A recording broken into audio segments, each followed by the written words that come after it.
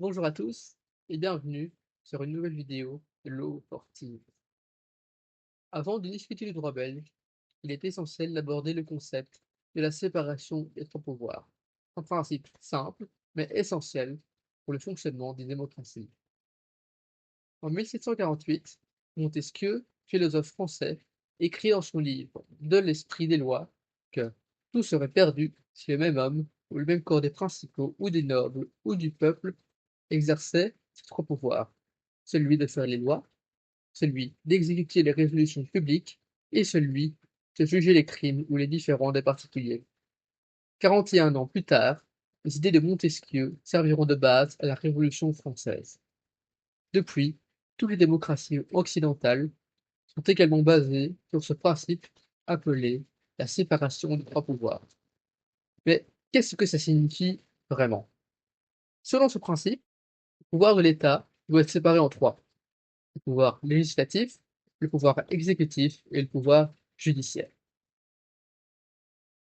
D'abord, la branche législative. Elle est responsable de la rédaction et du vote de nouvelles lois. En Belgique, elle est représentée par deux entités, la Chambre des représentants et le Sénat dans certains cas.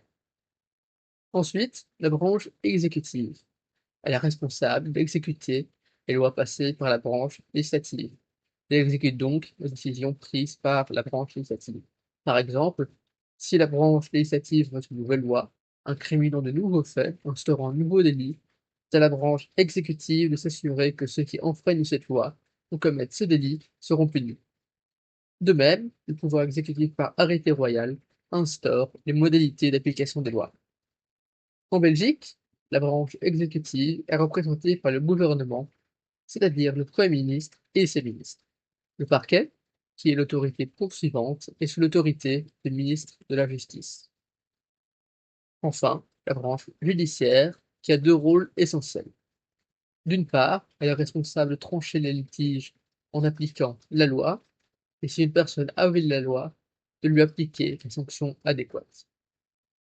D'autre part, certains tribunaux s'assurent que les deux autres branches respectent certaines règles, par exemple les droits de l'homme ou encore la Constitution belge, c'est-à-dire le document fondateur de la Belgique qui liste tous les droits fondamentaux. Au final, à quoi ça sert tout ça? L'objectif est que personne n'ait assez de pouvoir que pour contrôler l'ensemble de la Belgique. Alors, chaque branche va pouvoir influencer les autres. La branche législative, elle influence le gouvernement en fixant des règles que le gouvernement doit appliquer suite aux lois qu'elle vote. Elle influence la branche judiciaire, fixant les règles définissant pour quelle action une personne peut être punie et comment elle peut être punie. Ensuite, la branche exécutive, qui détermine comment la loi est exécutée, et joue donc un rôle important sur ce que la loi va avoir comme conséquence sur la population. Elle va aussi appliquer les décisions de justice des tribunaux, notamment la branche exécutive gère les prisons. Si les tribunaux condamnent quelqu'un à la prison ferme, c'est à la branche exécutive de s'en charger. Et enfin, la branche judiciaire qui vérifie que les lois votées ou les décisions du gouvernement respectent les droits fondamentaux. Par exemple, certaines juridictions vont pouvoir décider qu'une loi votée par le Parlement n'est pas conforme à la Constitution et donc l'annuler ou refuser de l'appliquer, tout comme pour les actes administratifs, arrêtés et règlements qui ne sont pas conformes à la loi.